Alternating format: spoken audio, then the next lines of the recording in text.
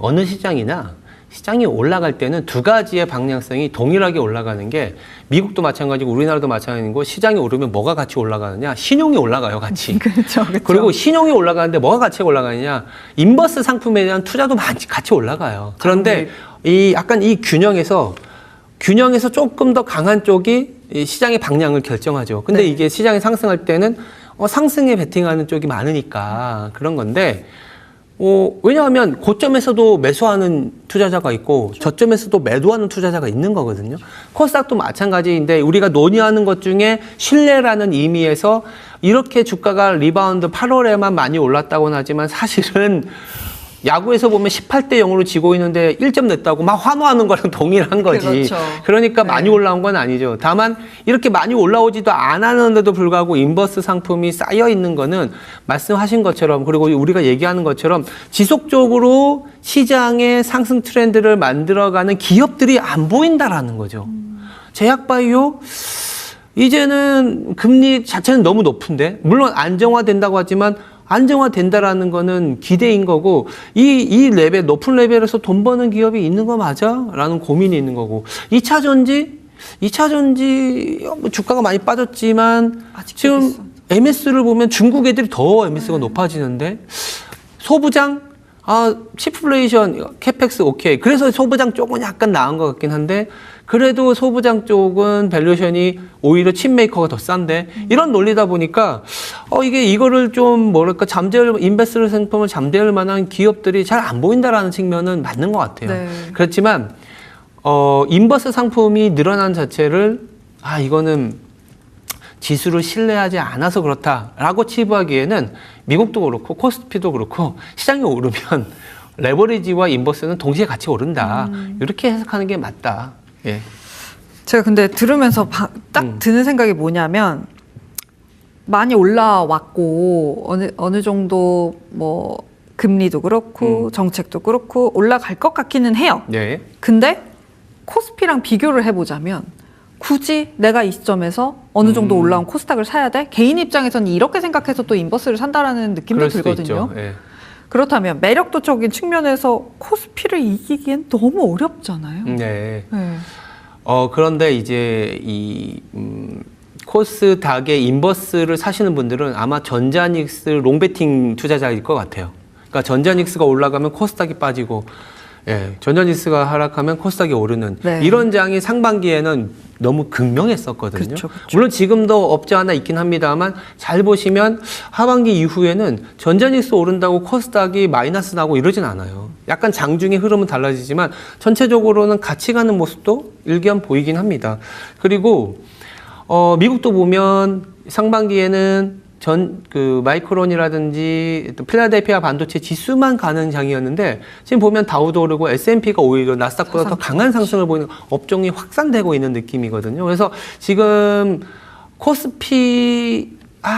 코스닥을 사는 부분들은 코스피에 못 미칠 텐데 이런 건 뭐냐면 전자닉스 오늘은 강하긴 하지만 전자닉스가 올라가면 아무래도 다른 애들이 못 가 이런 생각이 가능하신 것 같아요. 근데 저는 좀 과감하게 말씀드리는 거는 하반기 통틀어서 봤을 때는 전자닉스 뭐 하루하루는 뭐 8% 막 이렇게 오르지만 수익이 그렇게 많이 나진 않을 것 같아요.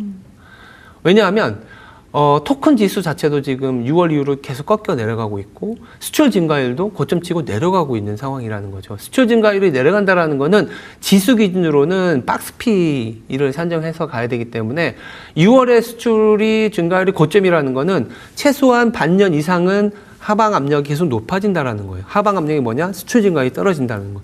이랬을 때는 오히려 박스피 내에서의 종목장, 주도주를 탐색하는 구간. 그래서 코스닥이 오히려 코스피보다 하반기 전체로 보면 오히려 수익률은 괜찮을 수 있다. 이렇게 말씀드릴 수 있을 것 같아요. 그래도 우리가 다 기다리는 건 그래도 샌디스크처럼 삼성전자, SK하이닉스도 주조하는 책 하면은 치고 가는 거 아니야? 그러면은 코스닥 못 가는 거 아니야? 이렇게 말씀하실 수도 있을 것 같거든요. 지금 하는 걸로 보면은 주주환원 정책이 말만 나오면 실망하지 않을까요? 이게 보니까 너무 끌죠. 너무 끌고 화끈하지도 않고 이게 샌디스크 마이크론 같은 경우에 뭐 간밤에 이제 샌디스크가 주가가 좋았던 이유가 뭐 인베스터 데이에서 메모리에 대한 뭐 강한 자신감도 있었지만 주주 환원율 이를테면 FCF의 100% FCF가 잉여 현금 흐름이거든요. 잉여 현금 흐름은 뭐냐면 영업 현금 흐름, 영업으로 돈을 벌어들인 거에서 캐펙스를 뺀 거, 자본 지출을 뺀 돈이에요. 진짜 남은 돈. 예. 그거를 갖고 이제 주주 환원한다는 거죠. 뭐 배당을 하던가, 뭐 자사주 매입에 소각하던가. 그러면 당연히 주주 환원율이 높다라는 거는 ROE가 높은 거기 때문에 밸류에이션이 높아지는 거죠.